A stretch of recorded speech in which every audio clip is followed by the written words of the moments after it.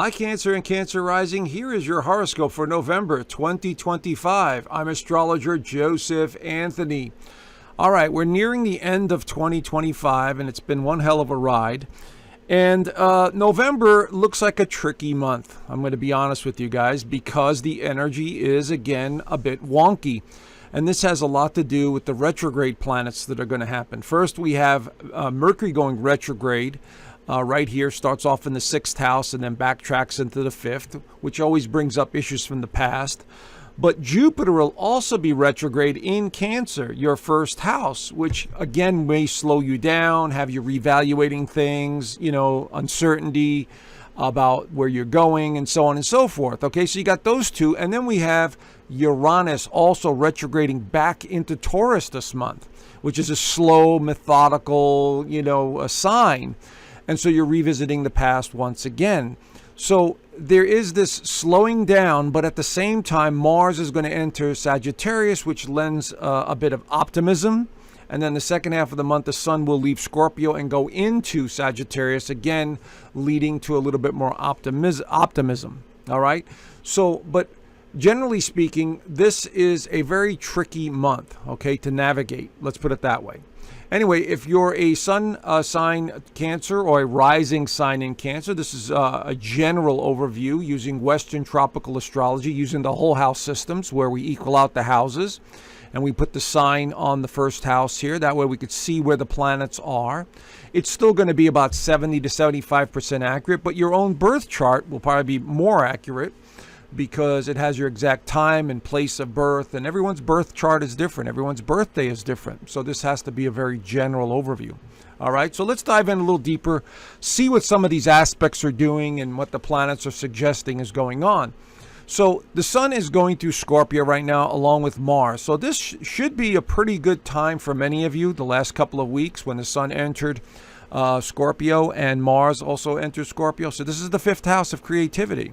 This is a house where you have fun. This is a house where you spend time with your children or loved ones. Okay, so many of you should be doing that or thinking about it or being around people that bring you joy. Or maybe you're working on creative projects that really, get your juices flowing. And that's wonderful. So keep that up. But as we continue, the month will start to slow down a bit. And we also have retrograde planets of the outer planets. Neptune and Saturn are both in retrograde now in Pisces, which is another water sign like yours. And by the way, by the middle of the month, we will have a lot of planets in water signs, which means more sensitivity than normal. Okay? And so just keep that in mind as we go throughout the month. Now we have Mars entering Sagittarius. Now the first 5 days of November is a bit tricky because of this heavy energy, but Mars in Sagittarius tends to be more optimistic. Okay, Sagittarius is a fun-loving, sort of everything will work out kind of sign. And Mars there gives us the drive to be more adventurous, to take risks, to have more fun, to be more playful. Now it enters your 6th house. This is the house of daily routine. This is the house of health and well-being, nutrition, pets. So at this time, over the next 4 to 5 weeks, as Mars makes its way through the 6th house, you're going to find yourself either more involved with animal care. Maybe you're around horses, because Sagittarian rules horses. Maybe you're working out more. Maybe you're, taking more of an interest in your health, in general. So this is a great time for all of that. Okay, Mercury is still in Sagittarius as well. So there's optimism. It could have something to do with work. Maybe work is going well and you're up for a promotion, or, whatever you've got going on at work. There seems to be a lot more socializing or playfulness. And so this could be really nice also. But as soon as Mars enters, it opposes Uranus. Now, this is a total wild card. Uranus is the wild card of the zodiac. So when we have Mars opposing Uranus, there's a chance that a surprise or two may come into the picture. And so that could be anything from, an employee that says something stupid, or a coworker, or something going on in your daily life that may need your attention right away. Okay? It could be bad or good. I'm not sure. It depends on your own birth chart, But again, I'm giving you a general overview. But we also have right around this time on the 5th, we have the full moon in Taurus right up here in your 11th house. Now, this will be at 13 degrees of Taurus. So wherever that is in your actual birth chart, you want to take a look at that. But the 11th house has to do with the future, hopes, wishes, dreams, community, acquaintances, organizations, all of those things. And so a full moon brings to light a friendship, maybe a payment to an organization, maybe has something to do with a gym membership. Maybe it has something to do with some of your friends that, just have run the course. It really depends. But generally speaking, that's what it means in the 11th house. So the other thing that Taurus and Scorpio, which the sun is in, both represent is financial matters. So, this month is all about financial matters because we're going through Scorpio, And so this is a time where you're thinking about your future, thinking about investments, and maybe you're thinking about, where you want to move or what community you want to move to, or maybe you just moved. And there is that possibility as well. But you're thinking about the future with the 11th house, because that's what the 11th house represents. Now, Venus enters Scorpio on the 6th, right there. Now, this is where the energy gets ramped up even more for you guys in terms of having fun, playfulness, relationships of all kinds, whether it's business or personal, spending time with children. This could be a great time for all of that. Venus in Scorpio is very favorable for a Cancer and Cancer rising. So enjoy yourself, do some creative activities, spend time with the kids in a creative mindset. And so this is also about investigating. Scorpio loves to investigate deep and figure things out. Now notice what's happening here. We have more planets in water signs. We have Venus, the sun. We have these two outer planets here. We still have Jupiter. So things are picking up in terms of the water element now, which means sensitivity, emotions, feelings, and of course the past. So keep that in mind.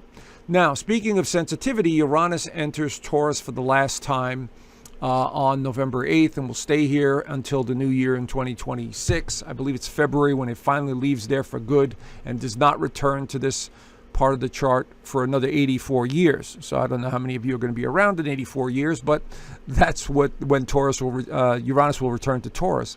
But while it's here for the next few months, this is revisiting the past, the acquaintances, the friendships, the organizations, future desires, dreams, hopes, wishes. Now, Uranus does not do too well in Taurus. It's very stubborn. It's very set in its ways. And, it may have trouble kind of figuring things out. It doesn't want to change. Taurus does not like to change. And Uranus loves change. So one of the things that this could represent is a change to the financial system. If you've been following my work on YouTube or other social media platforms, I do other videos besides this. And of course, I've been talking about how the powers that shouldn't be are trying to restructure the world with a new financial system. And they are, implementing it. They've already implemented it in 17 countries.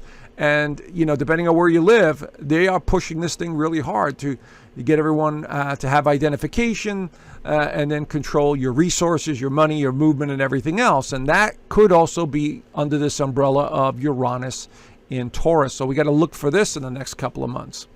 So it might be something happening to the world, not just you personally. But this is a chance to look at everything from the past, your resources, your income, your jobs, your acquaintances, and decide, what's working for you, what's not. And when it starts moving direct again, you'll be moving on from that situation or those people. Now, Mercury goes retrograde in Sagittarius on the 9th, right there in stationary position. And again, this is about the past. This is all about the past. Now, this is in the 6th house. It could have you going back to a job you used to have, or maybe you're reconnecting with people from the past. Maybe you're thinking about writing and you need to express yourself for something, that happened a long time ago. This is all part of the past. So as you can see here, the energy is now really starting to slow down by the 9th because of Mercury, because of Uranus, because of these Scorpio planets. Even though they're very intense and very driven, the past is also associated with Scorpio. Scorpio, Pisces, and Cancer are the signs that represent the past. So we're reviewing the past and keeping an eye on the past, and that way. Now, Jupiter goes retrograde as well on the 11th. So you see what I'm saying by this slow down energy that's happening? So here it is in stationary position. Now, this one affects you personally because it's in the 1st house of identity and self. It's in the sign of Cancer. And now you're like, all right, what do I do? Where am I going? What do I need to do? Do I need to move? I'm in the right situation, you know? But fortunately, you have the Sun and Venus in the 5th house. You'll be able to figure things out. You got Mars going through Sagittarius. And so you'll figure things out. Just don't overwhelm yourself with worry or concern. Again, I'm just saying this so you understand the kind of energy we're dealing with here. This will be 1, 2, 3, 4, 5 planets in retrograde, which is kind of driving a car with the parking brake on. That's what it feels like anyway with this energy.